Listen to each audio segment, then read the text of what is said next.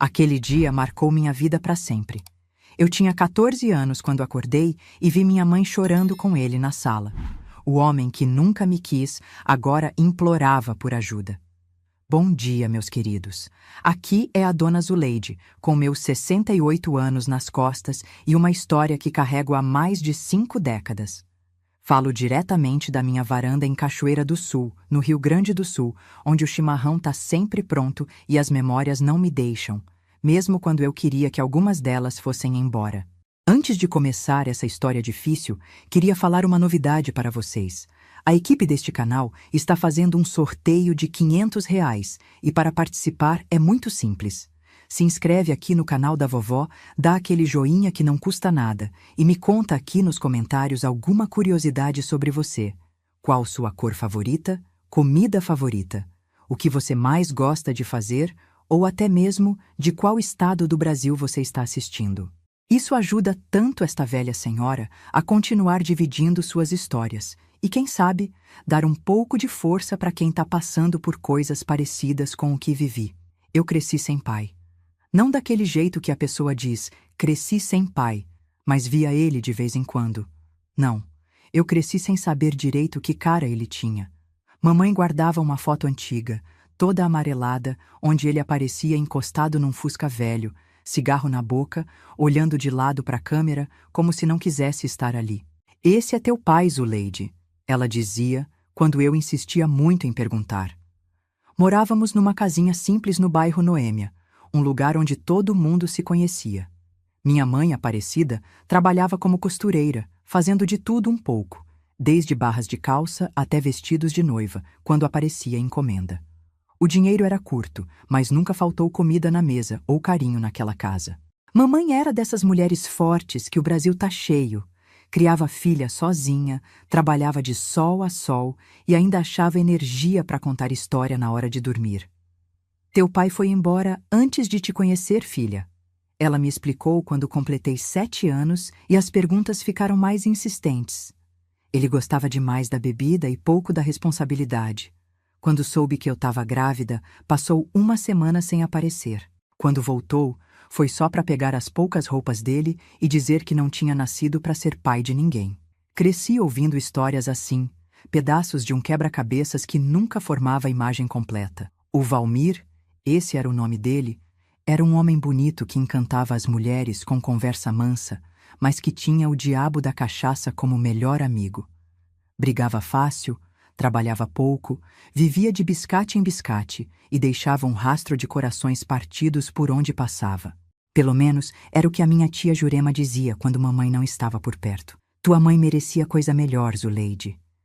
Mas o coração da gente às vezes escolhe errado. Na escola, nas festinhas de aniversário, em qualquer lugar onde as famílias se reuniam, eu sentia aquele buraco.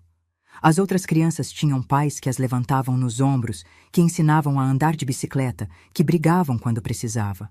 Eu tinha só o silêncio onde devia existir uma voz grave, só o vazio onde devia ter um abraço forte. Não é que mamãe não se esforçasse. Ela fazia por 10. Mas tem coisas que a gente sente falta mesmo sem nunca ter tido.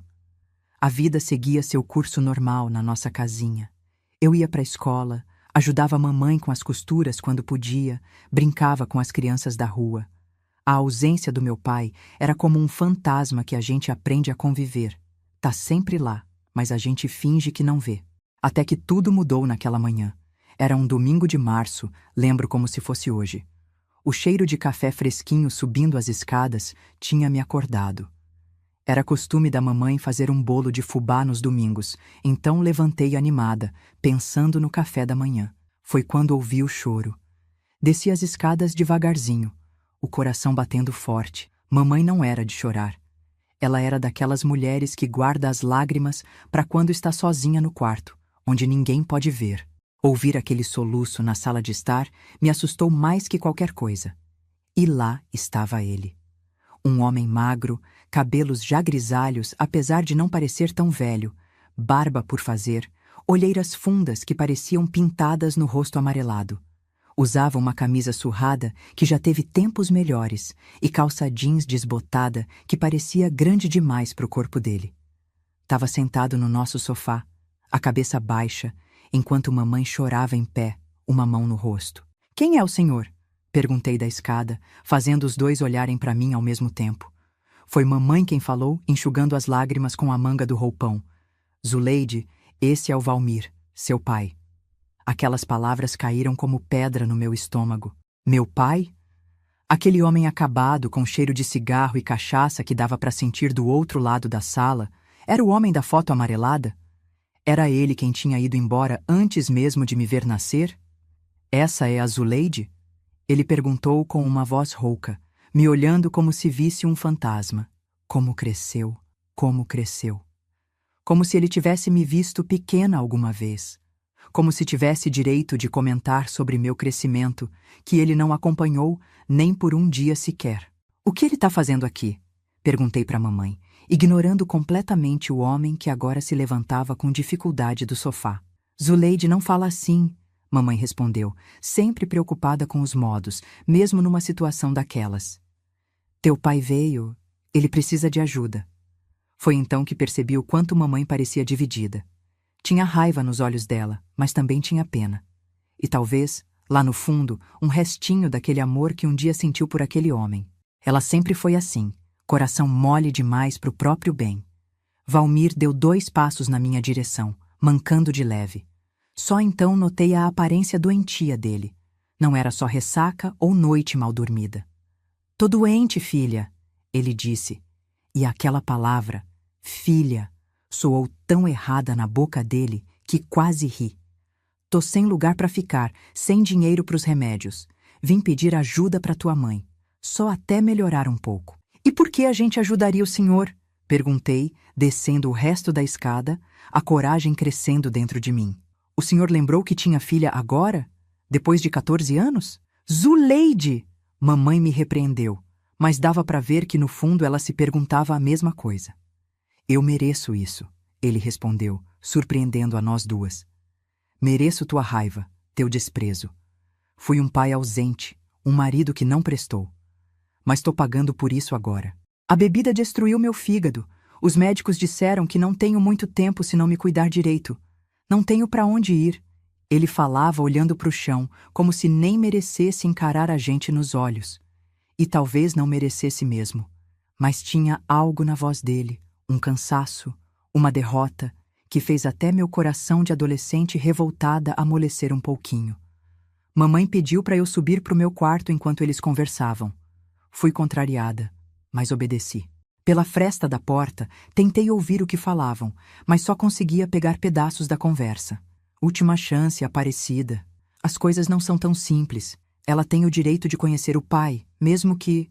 Não vou te deixar magoar ela de novo. Fiquei horas no quarto, o estômago roncando de fome, mas sem coragem de descer. Quando finalmente mamãe bateu na porta, já era quase hora do almoço. Zuleide, precisamos conversar, ela disse, sentando na beirada da minha cama. Parecia ter envelhecido 10 anos naquela manhã. Teu pai vai ficar com a gente por um tempo. O quê? Exclamei, pulando da cama. Depois de tudo que ele fez? Depois de te abandonar grávida? Depois de nunca nem ter querido me conhecer? Filha, eu sei que é difícil entender. Ela segurou minhas mãos, os olhos ainda vermelhos de tanto chorar. Mas ele tá realmente doente. O médico deu 6 meses de vida para ele se não fizer o tratamento direito. Ele não tem ninguém, Zuleide. E a gente tem culpa disso? Perguntei, puxando as mãos. Ele escolheu não ter ninguém quando escolheu a bebida em vez da família. Eu sei, mamãe suspirou fundo. Mas ele ainda é teu pai, Zuleide. E apesar de tudo, um dia eu amei muito esse homem. Não posso virar as costas agora, sabendo que ele pode morrer sozinho numa calçada qualquer. Naquele momento, odiei o coração mole da minha mãe. Odiei a capacidade dela de perdoar o que eu achava imperdoável. Mas também admirei, lá no fundo, aquela força que ela tinha de fazer o que achava certo, mesmo quando era difícil. Ele vai ficar no quartinho dos fundos, ela continuou. Vai precisar de ajuda com os remédios, com a alimentação especial. Sei que não é justo pedir isso, mas preciso que você tente, filha. Tente dar uma chance pro teu pai. Não respondi. O nó na garganta era grande demais para deixar qualquer palavra passar. Só balancei a cabeça, concordando sem realmente concordar. E foi assim que Valmir Rodrigues, o pai que nunca conheci, entrou na nossa vida depois de 14 anos de ausência. Chegou como quem pede desculpas, como quem não merece segunda chance, mas implora por ela mesmo assim. Chegou doente, derrotado, sombra do homem bonito da foto amarelada. Naquele dia, enquanto mamãe arrumava o quartinho dos fundos e preparava um almoço especial que não fosse pesar no fígado dele, fiquei sentada na escada, observando aquele estranho que era meu pai. Ele percebeu meu olhar e tentou um sorriso que não chegou aos olhos. Um dia você vai entender, Zuleide, ele disse baixinho. Um dia vai entender como um homem pode errar tanto a ponto de não ter mais volta. Não respondi. Só continuei olhando, gravando cada detalhe daquele rosto que deveria ser familiar. Mas era completamente estranho para mim, sem saber que aquele era apenas o começo de um pesadelo que mudaria nossas vidas para sempre. Ah, meus queridos que estão me assistindo até aqui, a vida às vezes nos prepara cada surpresa. E como eu estava enganada em pensar que o pior já tinha passado, que crescer sem pai tinha sido a parte mais difícil da minha história. Mal sabia eu que a verdadeira provação estava apenas começando quando aquele homem cruzou nossa porta. As primeiras semanas com Valmir em casa foram estranhas, para dizer o mínimo. Era como se tivéssemos um fantasma morando no quartinho dos fundos. Um fantasma que tossia forte de madrugada, que tomava remédios coloridos nas refeições, que olhava para mim com aqueles olhos fundos como se quisesse dizer algo, mas nunca encontrasse as palavras certas. Mamãe se desdobrava em cuidados. Fazia comidas especiais sem gordura, sem sal, chás de ervas que aprendeu com uma vizinha que entendia dessas coisas, lavava as roupas dele com um cuidado que me dava uma pontada de ciúme. Tudo para aquele homem que nunca tinha feito nada por nós, a não ser ir embora. No início, tentei manter distância. Saía cedo para a escola, voltava e ia direto para o quarto, só descia para jantar quando era obrigada. Mas aos poucos, a curiosidade foi vencendo a raiva. Afinal, quantas perguntas eu tinha guardado durante todos aqueles anos? Quantas vezes imaginei como seria ter uma conversa com meu pai? Numa tarde, enquanto mamãe tinha ido entregar uma encomenda de costura, me peguei sentada no degrau da porta dos fundos, observando Valmir que tomava sol fraco no pequeno quintal. "Por que o senhor nunca voltou antes?" perguntei, a pergunta escapando antes que pudesse segurar. Ele virou a cabeça devagar, como se o movimento doesse. "Vergonha, talvez", respondeu depois de um longo silêncio. "Ou covardia. Provavelmente os dois." Não era a resposta que eu esperava. Achei que ele fosse inventar alguma desculpa, dizer que tentou voltar, mas não conseguiu, que pensava em mim todos os dias. Mas não. Ele admitiu que era covarde, que era fraco demais para encarar o que tinha feito. "A bebida não ajudou", continuou ele, olhando para o céu. "Cada ano que passava, ficava mais difícil voltar. Como explicar para uma criança que o pai dela preferiu a cachaça a ela? Como olhar nos olhos da mulher que abandonei grávida? Então eu bebia mais para esquecer, e quanto mais bebia, mais impossível ficava voltar. Naquele momento, não senti pena nem perdão, mas pela primeira vez vi meu pai como um ser humano, quebrado, falho, mas humano. Não era mais o monstro das minhas imaginações infantis, nem o herói que secretamente esperava que fosse.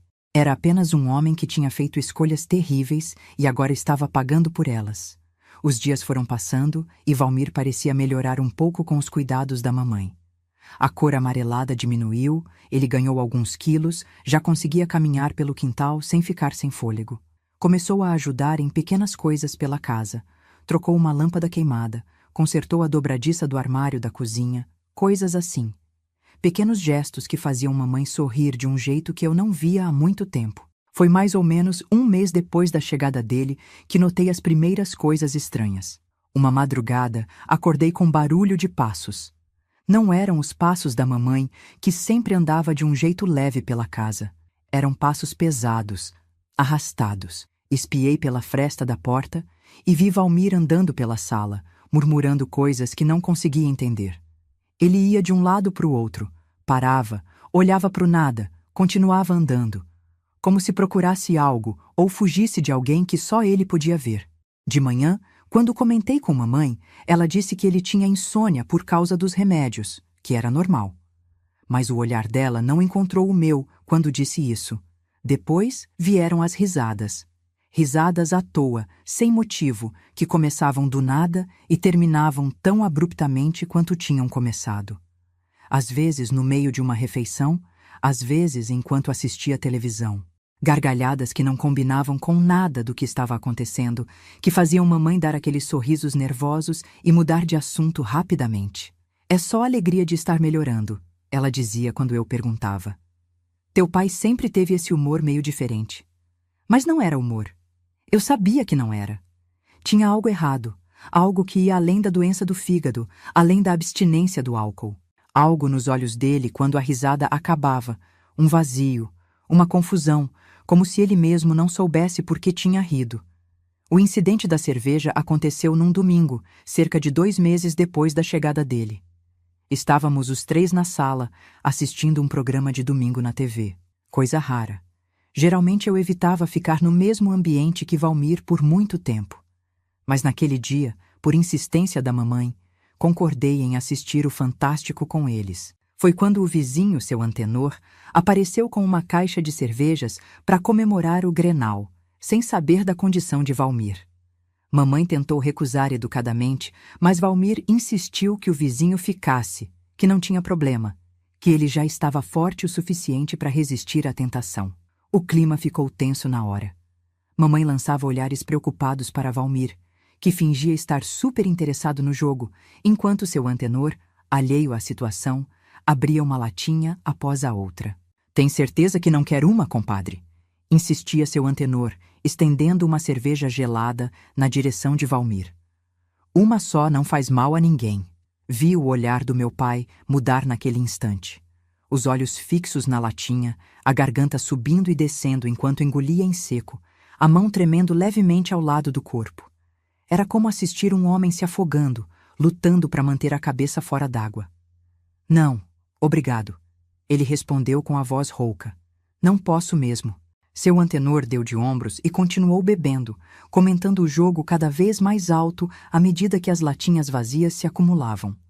Em algum momento, ele fez um gesto brusco enquanto reclamava do juiz, e a cerveja na sua mão derramou no nosso tapete da sala, aquele tapete bege que mamãe tinha comprado com tanto sacrifício, prestação por prestação. Ups, foi mal, riu seu Antenor, já meio alto. Depois a Aparecida dá um jeito nisso. Foi como se um interruptor tivesse sido ligado. Valmir levantou num pulo, o rosto vermelho, os olhos esbugalhados, apontando o dedo para o vizinho. Respeita a casa dos outros, seu bêbado nojento, gritou, a voz irreconhecível de tanta raiva. Quem você pensa que é para vir aqui, beber na minha casa e ainda sujar o tapete da minha mulher? Seu Antenor, assustado com a reação desproporcional, levantou as mãos em sinal de paz. Calma, compadre. Foi sem querer. Eu pago a limpeza do tapete. Não precisa desse estresse todo. Mas Valmir não ouvia mais. Estava num outro lugar, tomado por uma fúria que parecia ter sido guardada por anos. Avançou para o vizinho, tropeçando no próprio pé, e teria caído se mamãe não tivesse se colocado na frente. Valmir, pelo amor de Deus, foi um acidente, ela implorou, as mãos no peito dele, tentando empurrá-lo de volta para o sofá. Foi quando ele fez algo que mudou tudo entre nós. Empurrou mamãe para o lado com força, fazendo ela bater contra a estante e derrubar os poucos bibelôs que a gente tinha. E quando tentei correr para ajudar minha mãe, ele virou para mim com o braço levantado. O tapa pegou no meu rosto com tanta força que vi estrelas por 1 segundo. Caí sentada, mais pelo choque do que pela dor, a mão no rosto quente, incapaz de acreditar no que tinha acabado de acontecer. A sala ficou em silêncio absoluto. Seu Antenor, de olhos arregalados, murmurou algo sobre resolver isso outro dia e saiu apressado, deixando a porta aberta atrás de si. Mamãe estava paralisada junto à estante, a mão na boca, os olhos cheios de lágrimas. E Valmir olhava para a própria mão como se ela tivesse agido por conta própria. Zuleide, ele murmurou, dando um passo na minha direção. Eu não queria, eu não sei o que, Fica longe de mim, gritei, me arrastando para trás até bater na parede. Não encosta em mim! O rosto dele se contorceu numa expressão que misturava vergonha, arrependimento e algo mais. Algo que só mais tarde eu entenderia que era o início da loucura que o consumia. Me desculpa, ele repetia, agora com lágrimas escorrendo pelo rosto enrugado. Me desculpa, filha. Eu não sei o que deu em mim. Foi a cerveja, o cheiro dela. Mexeu com minha cabeça. Mamãe finalmente saiu do transe e correu para me abraçar. Senti ela tremendo enquanto me ajudava a levantar, enquanto passava a mão de leve no meu rosto vermelho. Nunca mais. Ela disse com uma voz que nunca tinha ouvido antes. Firme, fria, definitiva. Nunca mais você encosta um dedo na minha filha, Valmir. Ou juro por Deus que chamo a polícia, doente ou não. Naquela noite, tranquei a porta do meu quarto e chorei até adormecer. Não pelas dores do tapa, embora meu rosto ainda ardesse. Chorei pela esperança perdida. Por algumas semanas, tinha permitido que uma pequena semente de esperança crescesse dentro de mim. A esperança de que talvez, só talvez, pudéssemos ser uma família normal. Que o arrependimento de Valmir fosse genuíno. Que ele realmente quisesse consertar o estrago que tinha feito nas nossas vidas. Aquele tapa não feriu só meu rosto. Feriu essa esperança frágil. Esmagou-a completamente. Nos dias que se seguiram, Valmir voltou a se isolar no quartinho dos fundos. Quase não aparecia para as refeições. E quando aparecia, mal falava, mal olhava para a gente. Mamãe continuava cuidando dele, levando comida, remédios, roupas limpas. Mas algo tinha mudado. O olhar dela estava diferente, mais cauteloso, mais distante. Como se ela finalmente tivesse acordado de um sonho e visto a realidade como ela era. Mas ainda não era o fim do pesadelo. Na verdade, era apenas o começo. As noites se tornaram o pior momento. Os passos dele pela casa ficaram mais frequentes, mais erráticos. Às vezes eu acordava com o barulho de coisas sendo arrastadas na sala, ou com a voz dele discutindo com ninguém. Falava sozinho por horas, alternando entre sussurros conspiratórios e gritos de raiva. Uma noite, escutei ele na cozinha. Fazia tanto barulho que achei que estava quebrando tudo. Quando mamãe levantou para ver o que era, a segui de longe, morrendo de medo do que iríamos encontrar. Valmir estava sentado no chão da cozinha, cercado de panelas e talheres que tinha tirado dos armários.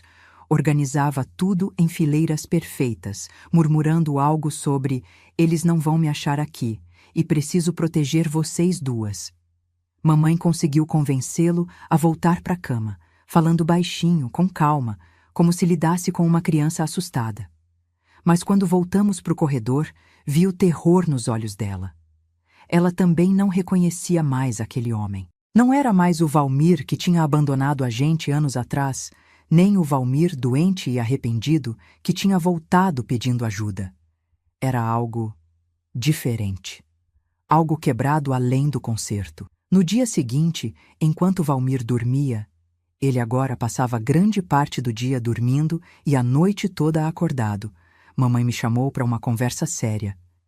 "Zuleide, teu pai não tá bem", ela disse, esfregando as mãos uma na outra, um gesto nervoso que tinha desde que me lembro.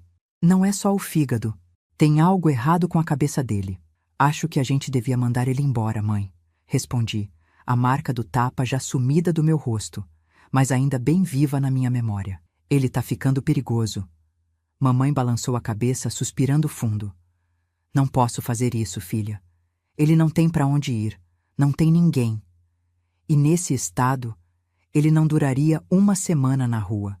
E a gente? Vai durar quanto tempo com ele aqui?" Perguntei, a voz mais dura do que pretendia. O olhar dela encontrou o meu, e vi ali o conflito que a destruía por dentro. O amor que um dia sentiu por aquele homem, o instinto de cuidar de alguém claramente doente, a responsabilidade de mãe de me proteger acima de tudo. "Vou levar ele no médico amanhã", ela decidiu finalmente. "Não é normal esse comportamento. Talvez precisem ajustar os remédios, talvez precise de outro tipo de ajuda." Concordei, aliviada por ela finalmente admitir que precisávamos de ajuda externa. que não podíamos lidar com aquilo sozinhas. Mas o amanhã trouxe coisas muito piores que qualquer consulta médica poderia resolver. Coisas que mudariam o curso das nossas vidas para sempre, que me marcariam de formas que nenhuma menina de 14 anos deveria ser marcada. Aquela noite, meus amores que estão me ouvindo, aquela noite do dia 17 de maio de 1971, foi quando nosso pequeno inferno particular se transformou num pesadelo sem fim. Foi quando descobri que existem monstros de verdade neste mundo, e que às vezes eles têm o mesmo sangue que corre nas nossas veias. Fui acordada no meio da noite por um barulho que jamais vou esquecer enquanto viver. Não era um grito comum, desses que a gente ouve numa discussão ou quando alguém leva um susto. Era um som primitivo, desesperado, o tipo de grito que sai quando a pessoa está além do medo, além do desespero. Era a voz da minha mãe. O relógio na mesinha marcava 2h37 da madrugada. Sentei na cama num pulo, o coração batendo tão forte que parecia querer sair pela boca. Depois do grito veio um baque surdo, como se algo pesado tivesse caído no chão. Depois, silêncio. Um silêncio pior que qualquer grito. Fiquei paralisada por alguns segundos, aqueles momentos em que o corpo ainda não consegue obedecer ao cérebro. A parte racional de mim dizia para ficar quieta, trancar a porta, me esconder. Mas a outra parte, a que sabia que minha mãe estava lá embaixo e precisava de ajuda, me fez levantar e caminhar em direção à porta. Abri devagar, tentando não fazer barulho. O corredor estava escuro. Apenas um filete de luz vinha da sala lá embaixo. Desci a escada degrau por degrau, cada passo mais difícil que o anterior, como se meu corpo soubesse que o que eu ia encontrar mudaria minha vida para sempre. O que vi quando cheguei ao último degrau ficou gravado na minha mente como uma fotografia terrível que nunca desbota, nunca fica menos nítida com o passar dos anos. Mamãe estava caída no chão da sala, o corpo estranho, em uma posição que pessoa nenhuma escolheria ficar. Uma poça escura se espalhava embaixo da cabeça dela. O cabelo sempre tão arrumado, agora empapado num vermelho que parecia preto na luz fraca. E os olhos, meu Deus, os olhos abertos olhando para o nada, sem piscar, sem vida. Parado ao lado dela, segurando um abajur quebrado e ensanguentado, estava Valmir, meu pai. A camisa do pijama manchada do mesmo vermelho escuro que se espalhava no chão. Os olhos arregalados como os de um animal acuado. A respiração ofegante de quem acabou de fazer um grande esforço. Pai? A palavra escapou como um sussurro, minha voz tão fraca que nem parecia minha. Ele virou a cabeça na minha direção num movimento brusco, como se só agora percebesse que eu estava ali. Por um momento não vi reconhecimento naqueles olhos injetados. Era como se ele olhasse através de mim, para algo ou alguém que só ele podia ver. Ela não queria me ouvir, ele disse, a voz pastosa, arrastada. Só então percebi que ele tinha bebido. O cheiro de cachaça era forte mesmo àquela distância. Eu disse que eles estavam vindo atrás de nós, que precisávamos fugir, mas ela não queria me ouvir. Dei um passo para trás, a compreensão do que estava acontecendo me atingindo como um soco no estômago. Mamãe estava morta. Meu pai a tinha matado. E agora estávamos só nós dois na casa. Ele completamente fora de si, ainda segurando a arma do crime. Você matou a mamãe, falei, as lágrimas finalmente vindo, embaçando minha visão. Não! Ele gritou, largando o abajur que caiu com um baque surdo no tapete manchado. Não matei ninguém, foi um acidente. Ela caiu, bateu a cabeça. Eu só queria que ela me ouvisse. Ele deu um passo na minha direção, as mãos estendidas como se quisesse me alcançar. Instintivamente, recuei mais, subindo um degrau da escada. Algo no meu movimento pareceu despertar algo nele. O olhar mudou, focou em mim de verdade pela primeira vez. Você vai contar para eles, não vai? Perguntou, a voz subitamente mais baixa, mais controlada, mais assustadora. Vai dizer que eu matei ela. Vão me prender de novo. De novo? A palavra escapou antes que eu pudesse pensar. Um sorriso estranho se formou no rosto dele. Um sorriso que não combinava em nada com a cena macabra ao nosso redor. Sua mãe nunca contou? Passei 3 anos preso antes de conhecer ela. Briga de bar, esfaqueei um sujeito que não pagou uma dívida. Ele riu, um som horrível naquele momento. Aparecida era a única que não sabia do meu passado. Ou fingia não saber. Mulher tola, sempre acreditando no melhor das pessoas. Cada palavra dele era como uma faca torcendo na ferida aberta que era meu coração naquele momento. Como ele podia falar assim da mulher que acabara de matar? Da mulher que o acolheu mesmo depois de tudo que ele fez? Não vou deixar você estragar tudo agora, ele continuou, agora caminhando decidido na minha direção. Não vou voltar para a cadeia, não depois de tudo que passei. Virei e subi a escada correndo, o terror me dando uma força que não sabia que tinha. Ouvi os passos pesados dele atrás de mim, subindo os degraus 2 a 2, apesar da idade e da doença. Entrei no meu quarto e tentei fechar a porta, mas ele já estava lá, empurrando com o ombro, forte demais para mim. Para, pai! Por favor! Gritei, sabendo que não adiantava, que não havia vizinhos perto o suficiente para ouvir, que estávamos sozinhos naquele pesadelo. Ele conseguiu empurrar a porta com força suficiente para me fazer cair para trás, batendo contra a cama. Entrou no quarto e fechou a porta atrás de si, virando a chave na fechadura. O barulho do metal girando soou como uma sentença final. Não queria que as coisas fossem assim, ele disse, parado sobre mim, bloqueando qualquer rota de fuga.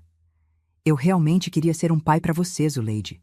Queria consertar as coisas, mas agora é tarde demais. O que aconteceu a seguir é algo que tento todos os dias da minha vida esquecer, mas não consigo. A memória está lá, sempre fresca, sempre dolorosa, como uma ferida que nunca cicatriza completamente.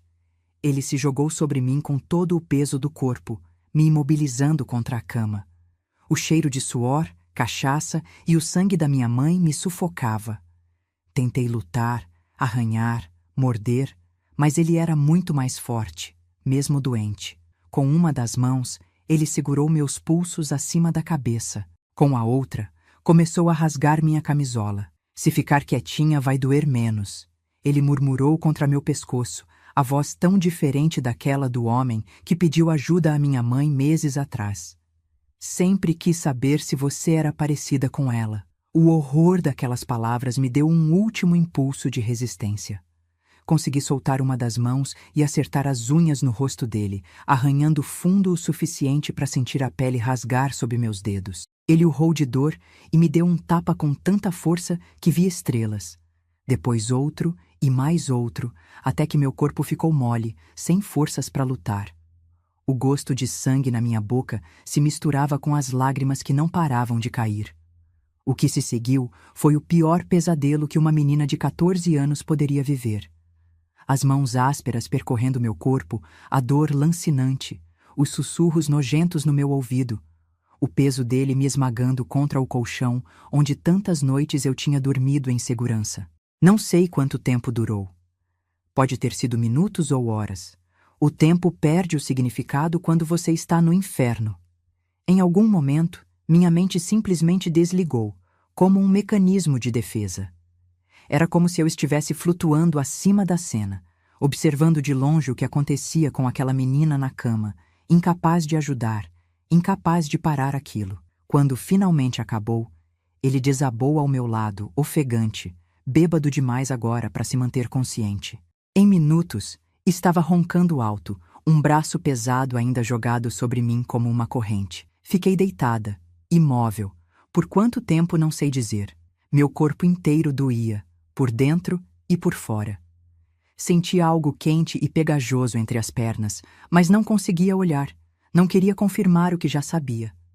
Lágrimas silenciosas escorriam pelo meu rosto, mas não emitia som algum, com medo de acordá-lo, de que tudo começasse de novo. Quando tive certeza que ele estava em sono profundo, me arrastei para fora da cama, cada movimento uma agonia. Peguei a primeira roupa que encontrei, um vestido velho que estava jogado na cadeira, e vesti com dificuldade, minhas mãos tremendo tanto que mal conseguia abotoar. Minha mente estava estranhamente calma agora, funcionando com uma clareza que não combinava com o caos ao meu redor. Sabia que precisava sair dali. Sabia que se ele acordasse, provavelmente me mataria como tinha feito com mamãe. Eu era a única testemunha do que ele tinha feito. E agora, eu era mais um crime na consciência dele. Se é que ainda tinha uma. A janela do meu quarto dava para o telhado da varanda. Não era uma queda tão grande, mas ainda assim assustadora para uma menina que nunca tinha feito nada parecido. Abri a janela com cuidado para não fazer barulho, o vento frio da madrugada batendo no meu rosto, dando uma falsa sensação de limpeza depois de tudo que tinha acontecido. Olhei uma última vez para o homem que era meu pai, agora roncando na minha cama, inconsciente do mal que tinha feito, da vida que tinha destruído. Primeiro a da minha mãe, depois a minha. Senti um ódio que nunca tinha experimentado antes, um ódio tão grande que por um segundo pensei em pegar a tesoura na minha escrivaninha e acabar com ele ali mesmo, enquanto dormia. Mas não podia. Não era uma assassina. Não seria como ele. Com cuidado, passei pela janela e me sentei no telhado da varanda, sentindo as telhas ásperas sob minhas pernas machucadas. O céu começava a clarear levemente. Devia ser por volta das 5 da manhã. Logo o dia nasceria, como se nada tivesse acontecido, como se o mundo não tivesse acabado de desmoronar para uma menina de 14 anos em Cachoeira do Sul. Arrastei-me até a beira do telhado e olhei para baixo. A queda era maior do que parecia de dentro do quarto. Lá embaixo havia um canteiro com as flores que mamãe tanto cuidava. Margaridas, amor perfeito, essas flores simples que ela adorava. Por um momento, a imagem dela regando aquelas plantas me atingiu com tanta força que quase perdi o equilíbrio. Nunca mais veria minha mãe. Nunca mais sentiria o abraço dela, o cheiro de lavanda que ela sempre tinha, o som da risada dela nas raras vezes em que se permitia relaxar. Respirei fundo, engolindo o soluço que ameaçava escapar. Não podia fazer barulho agora. Precisava ser forte, por mim e pela memória da minha mãe. Com cuidado, virei de barriga para baixo e comecei a me pendurar pela beirada do telhado, os pés procurando apoio na coluna da varanda. A dor no meu corpo protestava a cada movimento, mas a adrenalina e o medo me davam forças para continuar.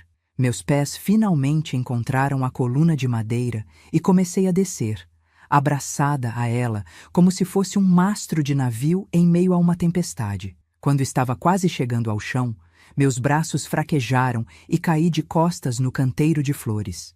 O impacto foi abafado pela terra fofa, mas ainda assim doloroso o suficiente para me deixar sem ar por alguns segundos. Fiquei deitada ali, entre as flores da mamãe, olhando para o céu que clareava cada vez mais. Uma parte de mim queria simplesmente ficar ali, deixar que as horas passassem, que a vida acabasse junto com a noite. Que sentido tinha continuar depois de tudo que tinha acontecido?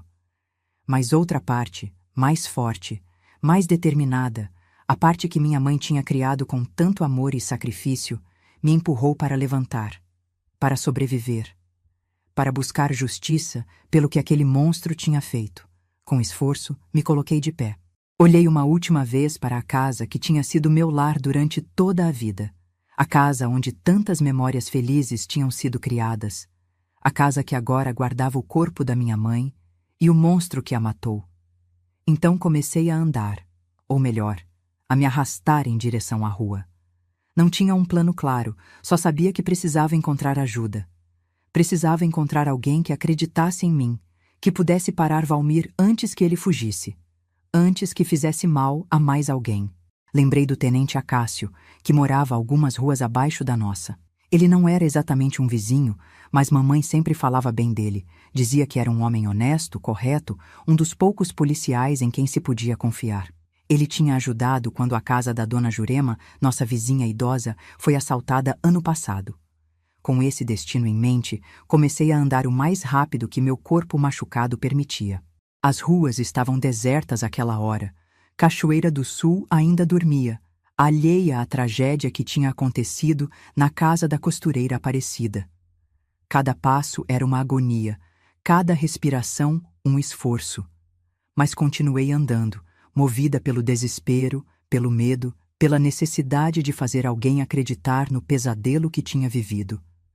Quando finalmente cheguei à rua do Tenente Acácio, o sol já tinha nascido completamente. As primeiras pessoas começavam a sair para o trabalho, olhando curiosas e assustadas para aquela menina machucada, com o vestido rasgado e manchado, cambaleando pela calçada como se estivesse bêbada.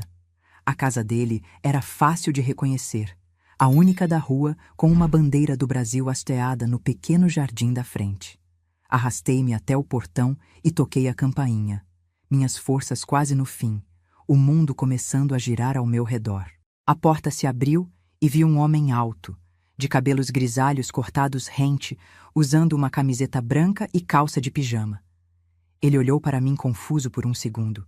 Então seus olhos se arregalaram em reconhecimento e horror. Meu Deus, menina!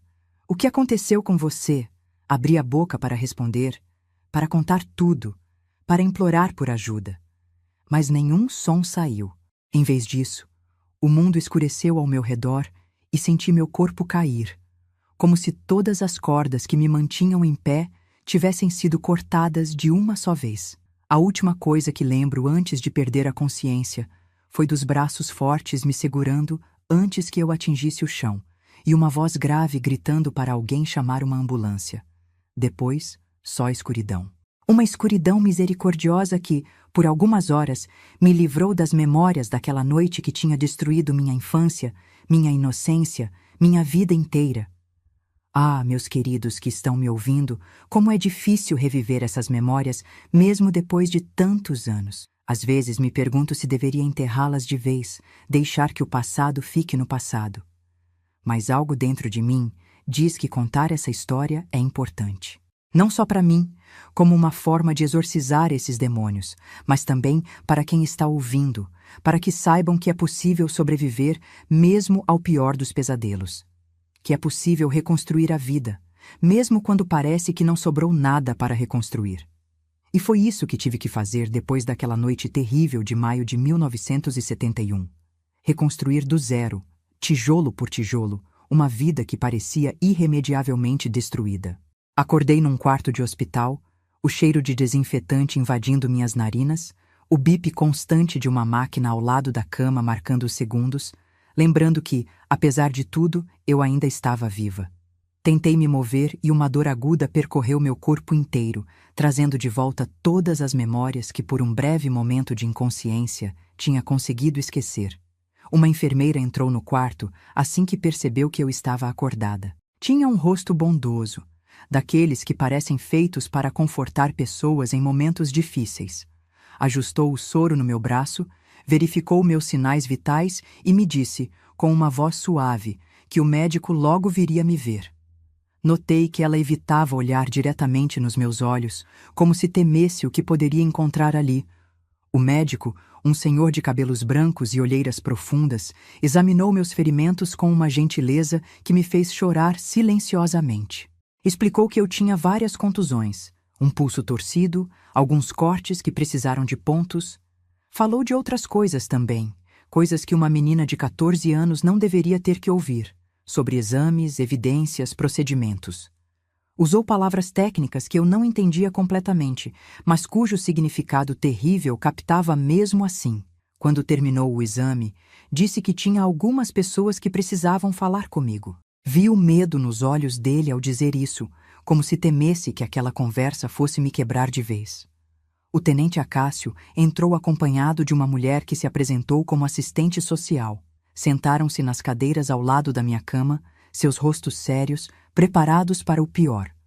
O que era adequado, porque o pior era exatamente o que eu tinha para contar. Com voz trêmula no início, depois mais firme à medida que as palavras encontravam seu caminho, contei tudo. Sobre a volta do meu pai meses atrás, os comportamentos estranhos, o tapa, as noites de insônia, e então sobre aquela madrugada, o grito da minha mãe, o baque surdo, o sangue no chão da sala, os olhos dela abertos para o nada. Contei sobre a confissão embriagada dele, sobre como tentei fugir, sobre o que aconteceu no meu quarto. Durante todo o relato, o tenente Acácio tomava notas em um pequeno caderno, o rosto cada vez mais sombrio. A assistente social segurava minha mão, apertando-a gentilmente nos momentos em que minha voz falhava, em que as lágrimas tornavam impossível continuar. Quando terminei, um silêncio pesado caiu sobre o quarto, quebrado apenas pelo bip insistente da máquina. aquele som que parecia cada vez mais uma acusação. Você está viva, enquanto minha mãe não estava mais. Já mandamos uma viatura até sua casa, disse finalmente o tenente Acácio, fechando o caderno. Vamos encontrar seu pai, Zuleide. Ele vai pagar pelo que fez. Mas algo no tom dele me disse que havia mais. Algo que ele não queria me contar. Algo que tornaria aquele pesadelo ainda pior, se é que isso era possível. O que foi? Perguntei, reconhecendo a hesitação no olhar dele. Tem algo que vocês não estão me dizendo. O tenente trocou um olhar rápido com a assistente social, que assentiu levemente, como se desse permissão para continuar. Quando a viatura chegou na sua casa, seu pai já não estava mais lá. Ele disse finalmente, escolhendo as palavras com cuidado. Encontraram sua mãe, exatamente como você descreveu. Estamos procurando Valmir agora. Temos homens nas estradas, nas estações de ônibus, em todos os lugares que ele poderia tentar fugir. A ideia de que ele tinha escapado, de que estava em algum lugar lá fora enquanto eu estava presa naquele hospital, me encheu de um terror que nenhuma palavra pode descrever. E se ele viesse atrás de mim? E se tentasse terminar o que começou? Ele não vai te encontrar, disse a assistente social, como se lesse meus pensamentos. Você está segura aqui. Há um policial na porta do seu quarto e vai continuar assim até pegarmos seu pai. Assente, tentando acreditar naquelas palavras, tentando encontrar conforto onde parecia impossível. Nos dias que se seguiram, fiquei no hospital, recuperando-me fisicamente enquanto minha mente tentava processar tudo o que tinha acontecido. Recebi a visita da minha tia Ivone, irmã da minha mãe, que morava em Santana do Livramento, na fronteira com o Uruguai. Ela chorou abraçada comigo por horas, murmurando palavras de consolo que não conseguiam penetrar a muralha de dor que tinha erguido ao meu redor. Foi ela quem organizou o enterro da minha mãe, poupando-me daquele último golpe. Não pude ir. Ainda estava no hospital. Ainda era considerada frágil demais, tanto física quanto emocionalmente. Às vezes me pergunto se isso foi uma bênção ou uma maldição. Não ter podido me despedir da minha mãe deixou um vazio que nunca foi realmente preenchido. Uma semana depois, quando os curativos já tinham sido removidos e os pontos começavam a cicatrizar, recebi a notícia. Valmir continuava foragido. A polícia tinha seguido várias pistas. Várias testemunhas achavam ter visto alguém com a descrição dele, mas nada concreto. Era como se ele tivesse desaparecido no ar. Vou te levar para minha casa, disse tia Ivone, sentada na beira da minha cama de hospital. Já conversei com os médicos, com a assistente social, com o delegado. Você vai morar comigo em Santana agora. É melhor assim, longe daqui, longe das lembranças. Não respondi. O que poderia dizer? Não tinha mais uma casa para voltar. Não podia imaginar entrar naquela sala e ver o lugar onde minha mãe tinha morrido. Não podia subir aquelas escadas e entrar no quarto onde... Não conseguia nem completar o pensamento. Quando? Foi tudo o que perguntei. Amanhã, se você se sentir bem o suficiente, respondeu ela, ajeitando uma mecha do meu cabelo atrás da orelha, um gesto tão parecido com o que mamãe fazia que senti as lágrimas voltarem. Arrumei um quarto só para você lá em casa. Não é grande coisa, mas vai ser um recomeço. Assenti, grata pela bondade dela, pela chance de fugir daquela cidade que agora guardava apenas pesadelos para mim. Quando saí do hospital no dia seguinte, uma viatura nos esperava. Não era só uma cortesia, era proteção. Mesmo com Valmir desaparecido há uma semana, ninguém queria arriscar. Ele poderia estar em qualquer lugar, esperando uma oportunidade. A viagem até Santana do Livramento foi longa e silenciosa. Tia Ivone tentou puxar conversa algumas vezes, falando sobre a cidade, sobre como eu ia gostar da escola nova, sobre os primos que mal me conheciam, mas estavam ansiosos para me receber.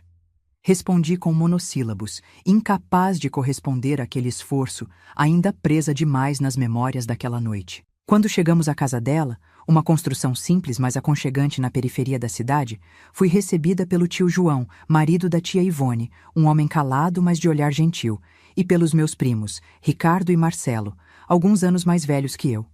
Todos me trataram com um cuidado que beirava a reverência, como se eu fosse feita de vidro e pudesse quebrar a qualquer toque mais brusco. E talvez fosse mesmo assim que eu me sentia, frágil, quebrada, remendada às pressas, mas com rachaduras que nenhum cuidado conseguiria consertar completamente. As primeiras semanas na casa da tia Ivone foram um borrão de pesadelos, consultas com psicólogos, depoimentos formais para a polícia que ainda procurava Valmir. Eu mal saía do quarto, mal comia, mal falava. O peso da perda, do trauma, da violência sofrida era como uma pedra gigante no meu peito, tornando difícil até respirar. Foi numa dessas noites de insônia, cerca de um mês depois de chegar a Santana, que ouvi uma conversa que não deveria ter ouvido. Tia Ivone e tio João falavam na cozinha, as vozes baixas mas audíveis no silêncio da madrugada. Ligaram de Cachoeira hoje, dizia tio João. Parece que o Valmir foi visto de novo por lá. Meu sangue gelou. Ele tinha voltado?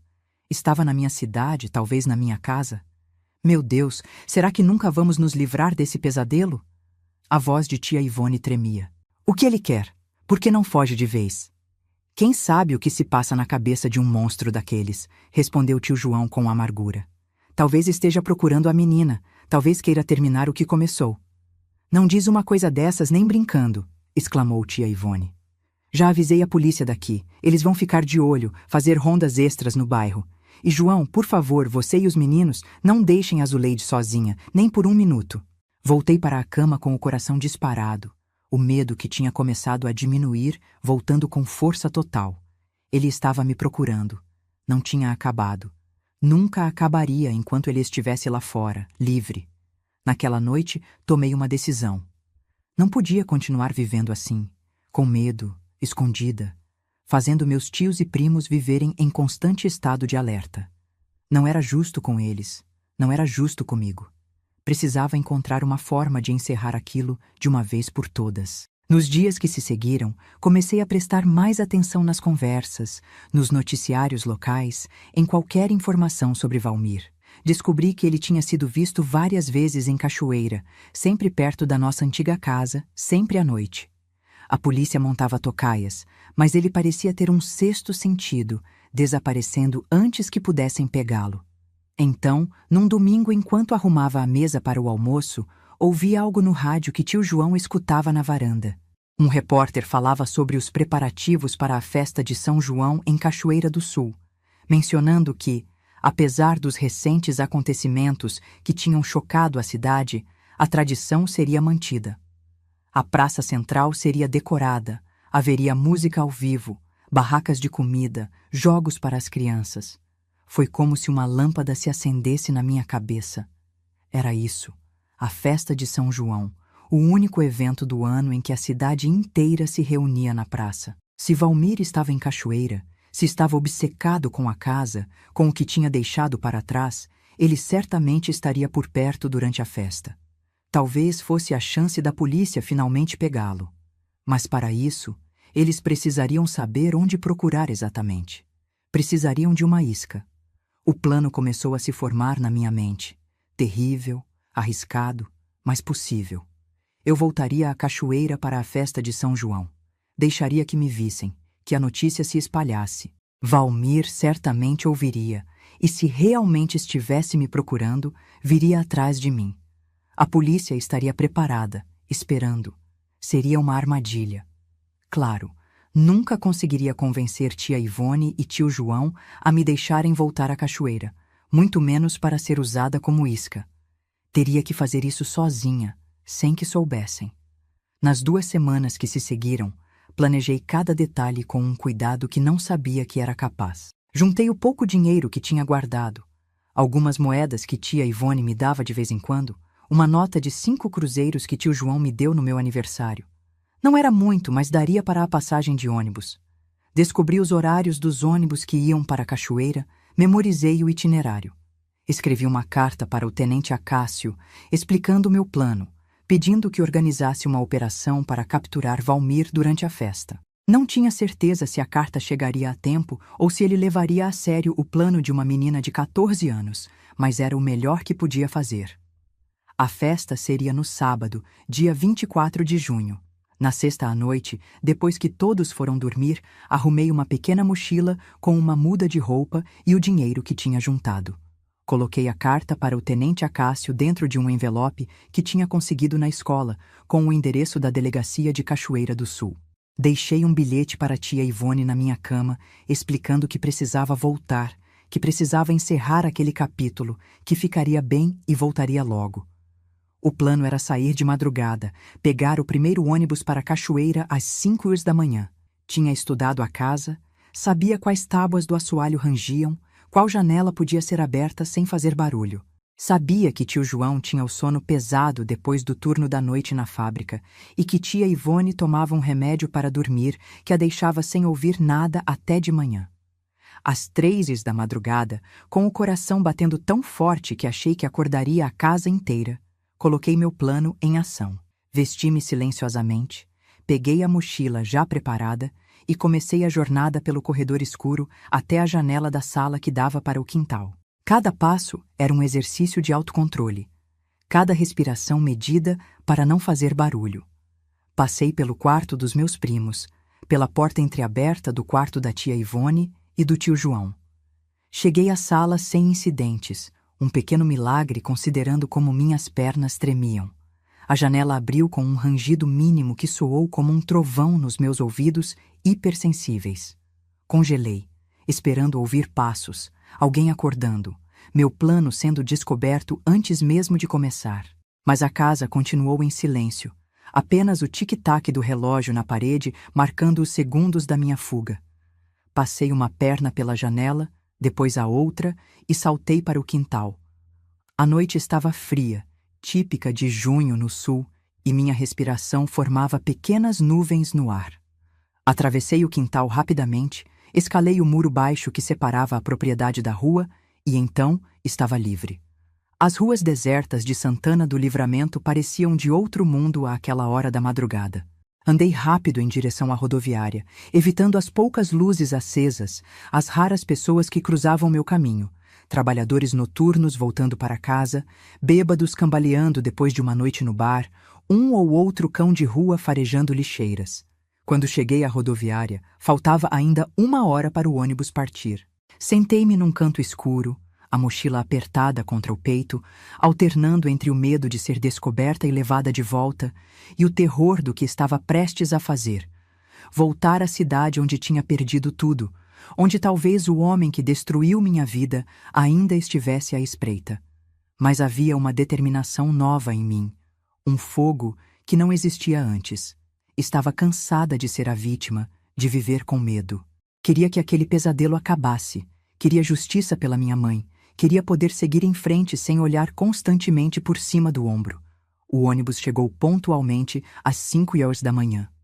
Comprei a passagem com as mãos trêmulas, metade de mim esperando que o cobrador perguntasse o que uma menina tão jovem estava fazendo viajando sozinha àquela hora. Mas ele apenas pegou o dinheiro, entregou o bilhete e voltou a ler seu jornal, completamente alheio ao drama que se desenrolava à sua frente. Sentei-me no fundo do ônibus quase vazio, olhando pela janela enquanto as luzes de Santana do Livramento ficavam para trás. No horizonte, o sol começava a nascer, pintando o céu com tons de laranja e rosa que pareciam deslocados em meio à escuridão da minha missão. A viagem para a Cachoeira duraria cerca de 5 horas. 5 horas para pensar, para duvidar, para quase desistir e voltar atrás. 5 horas para fortalecer minha resolução, para lembrar do corpo da minha mãe no chão da sala, para sentir novamente o peso daquele monstro sobre mim. Quando o ônibus finalmente entrou na cidade que tinha sido meu lar por 14 anos, senti um nó na garganta que quase me sufocou. Nada tinha mudado. As mesmas ruas, as mesmas casas, os mesmos rostos nas calçadas. Era como se o tempo tivesse parado, como se os eventos terríveis daquela noite de maio não tivessem abalado os alicerces daquele lugar como tinham abalado os meus. Desci na rodoviária com as pernas bambas, não só pela longa viagem, mas pelo peso do que estava prestes a fazer. Meu primeiro destino era a delegacia, para entregar a carta ao tenente Acácio pessoalmente, para explicar meu plano cara a cara. As ruas estavam movimentadas, decoradas para a festa de São João que começaria naquela noite. Bandeirinhas coloridas cruzavam de um lado a outro. Barracas estavam sendo montadas na praça central. O cheiro de quentão e pinhão já começava a perfumar o ar. Caminhei rápido, de cabeça baixa, temendo ser reconhecida antes da hora. Mas à medida que me aproximava da delegacia, notei algo estranho. Havia uma movimentação incomum. Carros de polícia com as luzes ligadas, pessoas se aglomerando na frente do prédio. Parei a uma distância segura, observando a cena com crescente apreensão. O que estava acontecendo? Teria Valmir sido capturado? Teria atacado mais alguém? Foi quando ouvi, vindo de um grupo de mulheres paradas na calçada, as palavras que mudariam tudo. Pegaram ele. Pegaram o assassino da Aparecida. Meu coração deu um pulo. Não podia ser verdade. Justo hoje? Justo quando tinha vindo colocar meu plano em prática? Aproximei-me do grupo, tentando ouvir mais, tentando confirmar se era realmente sobre Valmir que falavam. Foi numa pensão perto da rodoviária, dizia uma das mulheres, a voz carregada de indignação. O desgraçado estava escondido lá há dias. Foi o dono da pensão que reconheceu ele pelo retrato no jornal e chamou a polícia. Dizem que não resistiu à prisão, acrescentou outra. Estava tão bêbado que mal conseguia ficar em pé. Era verdade, então. Tinham pego Valmir. Meu plano não seria mais necessário. A justiça tinha encontrado seu caminho, mesmo sem a minha intervenção. As pernas fraquejaram e precisei me apoiar numa parede para não cair. Uma mistura confusa de emoções me inundou. Alívio, descrença, um estranho desapontamento por não ter sido parte da captura. E mais forte que tudo, um profundo cansaço, como se toda a adrenalina que me manteve funcionando nas últimas 24 horas tivesse subitamente drenado do meu corpo. Estava acabado. O pesadelo tinha chegado ao fim. Valmir enfrentaria a justiça pelos seus crimes. E eu poderia começar a tentar reconstruir os pedaços da minha vida despedaçada. Encostei a cabeça na parede fria, fechei os olhos e, pela primeira vez desde aquela noite terrível, permiti-me chorar livremente, sem medo, sem vergonha. Chorei pela minha mãe, que nunca mais veria, pela menina que eu era e nunca mais seria, pelos sonhos perdidos e pelos pesadelos que, esperava, finalmente começariam a perder sua força. Meus queridos ouvintes, às vezes o destino age de formas misteriosas. Enquanto eu planejava uma armadilha arriscada, enquanto fugia no meio da noite disposta a enfrentar meus piores medos, a roda da justiça já estava girando, independente dos meus esforços. Dizem que Deus escreve certo por linhas tortas, e talvez seja verdade. Talvez minha fuga desesperada não fosse realmente para capturar Valmir, mas para me devolver o controle sobre minha própria vida, para me mostrar que eu era mais forte do que pensava, que podia agir em vez de apenas reagir. Naquele sábado de junho de 1971, enquanto fogos de artifício explodiam no céu em celebração a São João, enquanto a cidade festejava alheia ao drama particular de uma menina de 14 anos, algo novo nascia dentro de mim. Uma determinação, uma força que nunca soube que possuía. Uma vontade feroz de não apenas sobreviver, mas de viver, de reconstruir, de transformar a tragédia em algo significativo. E foi exatamente isso que fiz nos anos que se seguiram. Reconstruí minha vida, pedaço por pedaço, tijolo por tijolo, até me tornar a mulher que sou hoje, aos 68 anos, sentada nesta varanda em Cachoeira do Sul, compartilhando minha história com vocês. Depois da captura de Valmir, voltei para Santana do Livramento com o tenente Acácio, que me encontrou vagando perto da delegacia. Tia Ivone quase teve um ataque quando me viu chegar escoltada por um policial. Primeiro pensou que eu tinha feito algo errado, depois ficou furiosa quando descobriu que tinha fugido no meio da noite e finalmente chorou abraçada comigo quando soube que Valmir estava preso. Nunca mais faça uma coisa dessas, ela repetia entre soluços. Quase morri de preocupação. O julgamento aconteceu 4 meses depois. Foi um processo difícil, doloroso, ter que encarar Valmir novamente, ter que reviver cada detalhe daquela noite terrível diante de estranhos. Ele estava diferente, mais magro, envelhecido, os olhos opacos, vazios de qualquer emoção. Não parecia mais assustador, apenas patético, quebrado. Um homem destruído por seus próprios demônios. A sentença foi a máxima possível naquela época. 30 anos sem direito à liberdade condicional. Nunca soube se ele cumpriu a pena inteira. Depois do julgamento, fiz uma promessa a mim mesma de nunca mais procurar saber sobre ele. Nunca mais deixar que ocupasse espaço na minha cabeça, na minha vida. Para mim, ele morreu naquele tribunal. O homem que um dia chamei de pai deixou de existir. Os anos que se seguiram foram de reconstrução lenta, às vezes dolorosa, mas constante. Continuei morando com tia Ivone e tio João, que se tornaram meus guardiões legais. Voltei a estudar, embora no início fosse difícil. Os pesadelos, os ataques de pânico, os olhares de pena dos colegas que sabiam da minha história. Santana era uma cidade pequena, e notícias viajam rápido, especialmente as trágicas.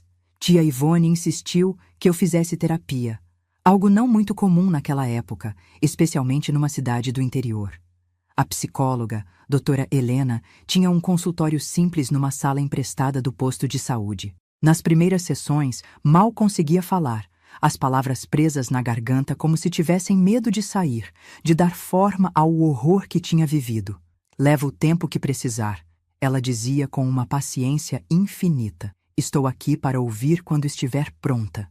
Foi a doutora Helena quem me ensinou que o trauma não é algo que superamos completamente, mas algo que aprendemos a carregar, a integrar à nossa história sem deixar que defina quem somos. Foi ela quem me ajudou a transformar a raiva em combustível para seguir em frente, para construir algo significativo a partir das ruínas. Aos 18 anos, contra todas as expectativas, consegui uma bolsa para estudar Direito em Porto Alegre. Era uma oportunidade rara para uma menina do interior, especialmente uma com meu histórico. Tia Ivone chorou quando recebemos a carta de aceitação. De orgulho, de medo de me ver partir.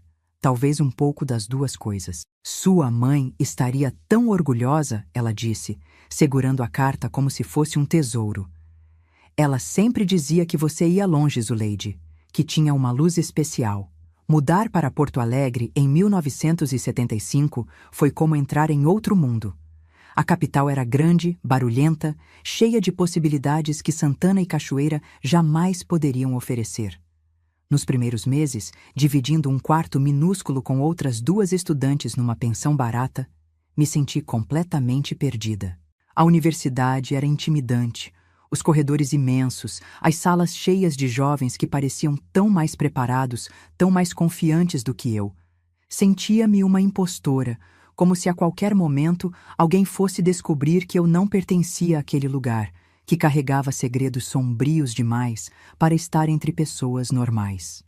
Foi nesse período de dúvidas que conheci Mariana, uma colega de curso que se tornaria minha melhor amiga pelos anos seguintes. Alta, de cabelos cacheados que pareciam ter vida própria e uma risada que ecoava pelos corredores, Mariana era tudo que eu não era. Extrovertida, despreocupada, cheia de amigos e histórias para contar. Por algum motivo que nunca entendi completamente, ela decidiu me adotar. Sentava-se ao meu lado nas aulas, me arrastava para os bares que os estudantes frequentavam depois das aulas, me incluía nos grupos de estudo. Aos poucos, sua luz foi iluminando os cantos escuros da minha alma, me mostrando que ainda havia espaço para amizade, para risadas, para momentos leves, mesmo depois de tudo que tinha passado. Você é muito séria, Zuleide, ela dizia frequentemente. Precisa aprender a viver um pouco. E tentei. Realmente tentei.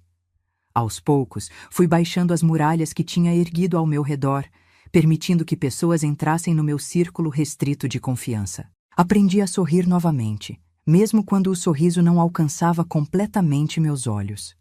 Aprendi a falar sobre o clima, sobre livros, sobre política, sobre qualquer coisa que não fosse o passado que tentava deixar para trás. Os estudos se tornaram meu refúgio, minha fortaleza.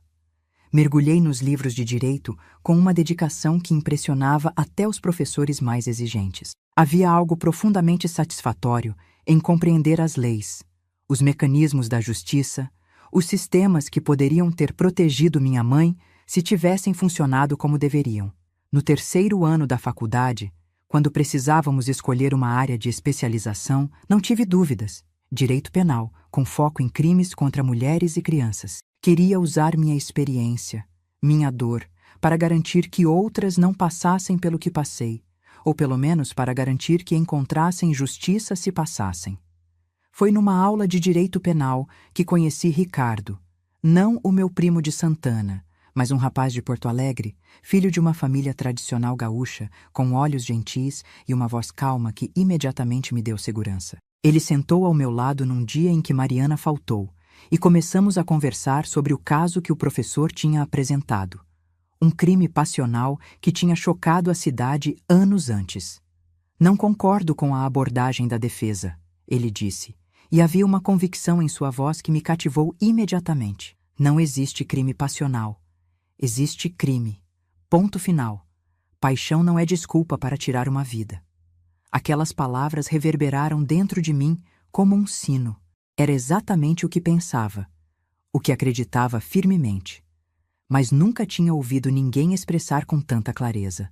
Naquela época, ainda era comum a ideia de que crimes por amor eram de alguma forma menos graves, mais compreensíveis.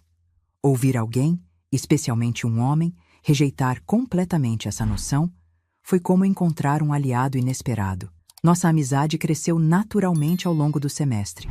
Estudávamos juntos na biblioteca, discutíamos casos, compartilhávamos livros e artigos.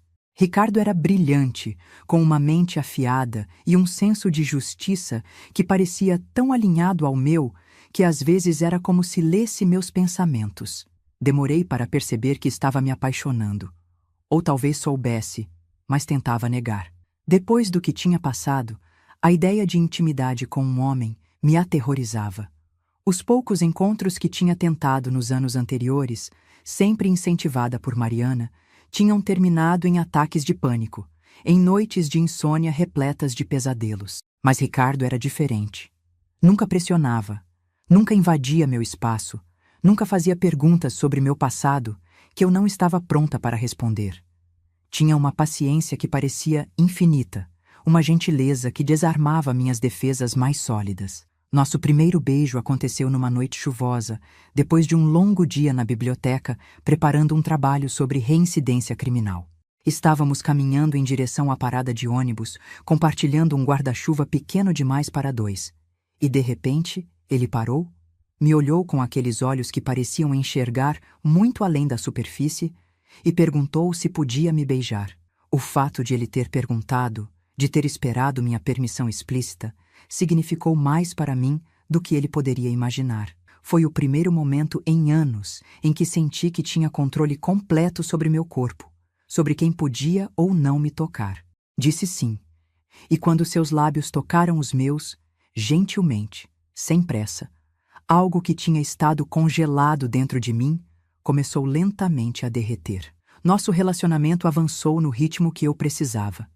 Lento, respeitoso, baseado mais em conversas profundas e momentos de compreensão mútua do que em qualquer aspecto físico. Ricardo nunca me pressionou por mais do que eu podia dar. Nunca mostrou frustração quando eu recuava, quando os pesadelos voltavam, quando o passado se interpunha entre nós. Foi para ele que finalmente contei toda a minha história, numa noite estrelada no nosso último ano de faculdade. Estávamos sentados num banco do Parque da Redenção, o lugar onde costumávamos passar os domingos de sol.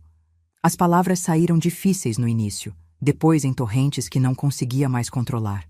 Falei sobre minha infância sem pai, sobre sua volta repentina, sobre os comportamentos estranhos, sobre aquela noite fatídica que tinha alterado para sempre o curso da minha vida. Ricardo ouviu em silêncio, segurando minha mão, os olhos fixos no meu rosto, sem julgamento, sem pena, apenas uma compreensão profunda e uma raiva contida pelo que tinha acontecido comigo. Quando terminei, exausta, esvaziada, ele me abraçou, e no calor daquele abraço senti algo que não sentia desde a morte da minha mãe.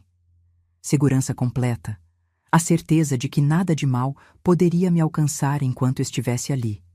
Você é a pessoa mais forte que já conheci, ele disse simplesmente, e havia uma admiração genuína em sua voz que fez meu coração se expandir. E se me permitir, quero passar a vida inteira tentando ser digno da sua confiança, do seu amor. Nos casamos em 1979, logo após a formatura. Foi uma cerimônia pequena, apenas os amigos mais próximos da faculdade, tia Ivone e tio João, meus primos de Santana e a família de Ricardo. Escolhi um vestido simples, sem muitos adornos. Queria algo que representasse o novo começo, a simplicidade, a verdade que tinha encontrado ao lado dele. Nossa vida juntos começou num apartamento pequeno, no centro de Porto Alegre. Ricardo entrou para o escritório de advocacia do pai, enquanto eu consegui uma posição como assistente no Ministério Público, trabalhando diretamente com casos de violência doméstica. Um departamento que estava apenas começando a se formar, numa época em que esses crimes ainda eram tratados como assuntos de família, não como a violação grave de direitos que realmente são. O trabalho era difícil, muitas vezes devastador. Cada mulher que atendia, cada criança traumatizada que via nos corredores do fórum trazia de volta flashes do meu próprio passado. Mas havia também uma satisfação profunda em poder fazer a diferença, em usar minha dor como ferramenta para ajudar outras, em transformar a tragédia em propósito. Em 1982, nossa primeira filha nasceu, Aparecida, em homenagem à minha mãe. Segurá-la nos braços pela primeira vez foi como um milagre, um lembrete de que a vida continua, de que mesmo das cinzas mais escuras podem nascer as coisas mais belas. 3 anos depois, veio Antônio, nosso segundo filho, completando nossa pequena família. A maternidade trouxe desafios que não esperava, medos irracionais de que algo aconteceria com meus filhos, pesadelos recorrentes onde não conseguia protegê-los, momentos de pânico quando ficava sozinha com eles. A terapia, que nunca tinha abandonado completamente, se tornou novamente parte essencial da minha rotina. É normal, explicou minha nova terapeuta em Porto Alegre. O trauma não desaparece, apenas muda de forma.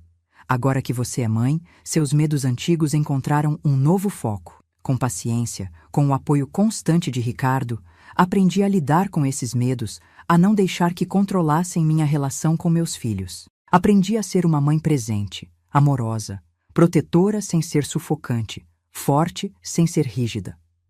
Os anos foram passando. Fui promovida no Ministério Público, eventualmente me tornando a primeira mulher a coordenar o Departamento de Crimes contra Vulneráveis em Porto Alegre. Ricardo abriu seu próprio escritório, especializado em direitos humanos. Nossos filhos cresceram, estudaram, seguiram seus próprios caminhos.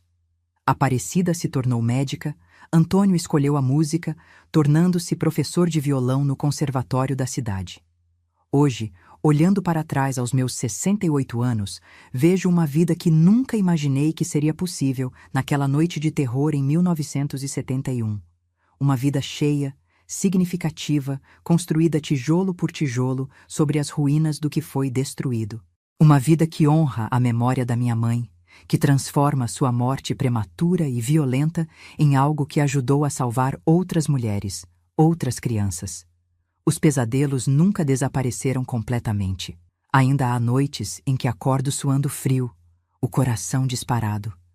A sensação de mãos me segurando contra minha vontade tão real que preciso acender a luz para me certificar de que estou segura, de que foi apenas mais um sonho.